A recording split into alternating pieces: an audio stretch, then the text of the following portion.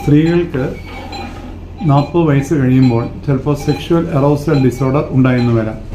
നനവ് വന്നാലും അവർക്ക് ആ സെക്ഷുവൽ എറോസൽ കിട്ടുന്നില്ല എന്നുള്ളതാണ് അവിടുത്തെ പ്രശ്നം. ഈ സെക്ഷുവൽ എറോസൽ കുറയുമ്പോൾ ലൈംഗിക ആസ്വാദനം രണ്ടുപേർക്കും കുറയും.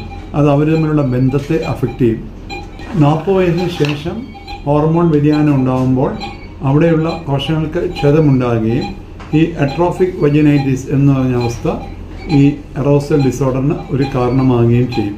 കാരണം അവിടെ അവർക്ക് ഒരു വരൾച്ചയും പെയിനും അനുഭവപ്പെടും. അത് അവരുടെ ലൈംഗിക ആസ്വാദനം കുറയ്ക്കും.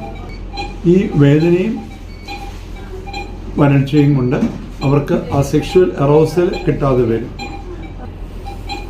ഈ ലൈംഗിക ഉത്തേജനമാണ് ലൈംഗിക ബന്ധത്തെ ആസ്വാദ്യകരമാക്കുന്നത്. ലൈംഗിക ഉത്തേജനം പ്രശ്നമാകുമ്പോഴാണ് പ്രശ്നങ്ങൾ കൂടുതൽ സങ്കീർണമാകുന്നത്.